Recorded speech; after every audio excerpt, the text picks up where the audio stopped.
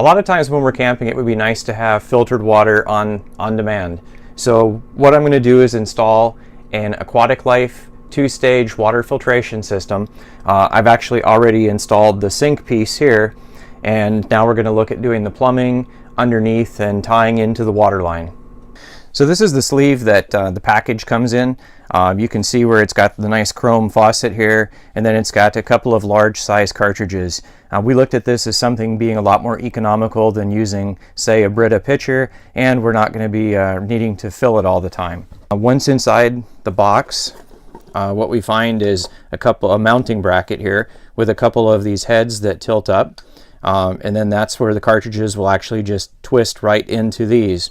Also included in the package, Aquatic Life has included all of the little fittings that we'll need to connect it to the sink, as well as the tubing that will be needed. There are some instructions that are underneath all these other components, and it looks like the instructions are very detailed. They take you step by step on how to plumb this. So I think this is originally designed for home use. However, we're going to mount it into an RV.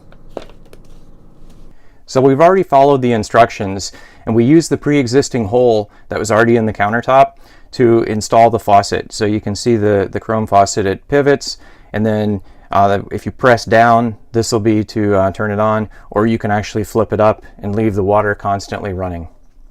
Now let's take a look at what's underneath the sink. Okay, this is the view underneath the sink and the countertop, and you can see right here where there's a threaded piece of tubing or pipe coming through the countertop, and that's what we're going to connect our water line to. So underneath the sink, we've got two lines here. We've got one that's labeled as the hot water, and then we've got the cold water. And what we're going to want to do is Aquatic Life gives us this little fitting right here, and this is going to actually thread right into here, and then we're going to put the line that runs up to the faucet for the sink. So what this is going to do is this is going to create a little T, and then from here we'll be able to split the water off and run it through our filter cartridges and then up to the tap. Now, to make it easier to see what we're doing with the plumbing, we're going to remove all the screws, and we're going to take these panels off here, so that way we can see what's really underneath here. And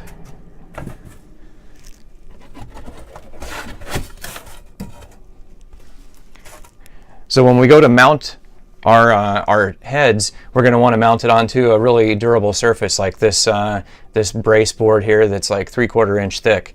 Otherwise, that really light paneling, our mounting the filter cartridges would probably just fall right off.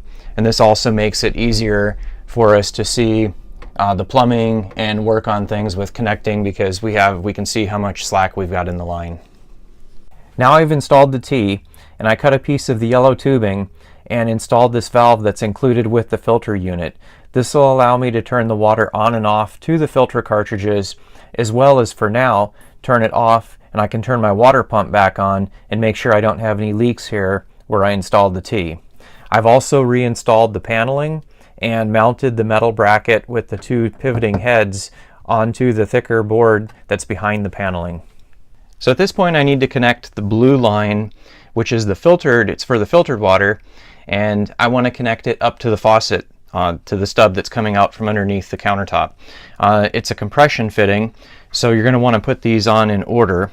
You'll want to put this one in first, and then this little piece goes on next. And then this piece here is going to shove all the way into the tubing, so you're going to want to push it in as far as you can get it in there.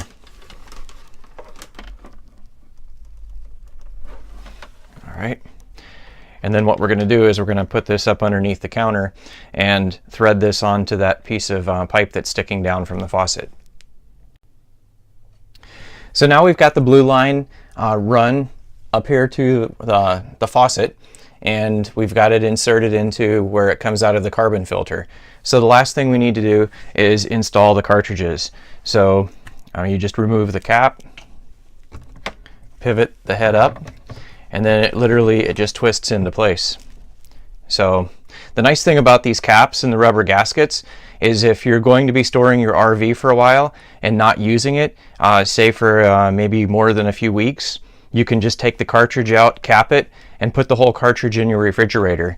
I would think that would keep anything from wanting to grow in the filter itself. All right, now that we've got this connected, all we need to do is open our valve here, and we're ready to have drinking water up at the sink. I picked up this 2-stage filtration unit on Amazon. I believe it was about $40 for the set. Came with all the plumbing and everything I needed to put it together. It's pretty straightforward. I think the replacement cartridges were about $10 a piece. We figure we're going to go through what set of cartridges every camping season, so that's a great value for us. I hope this helps and gives you some ideas on how to add filtration to your RV.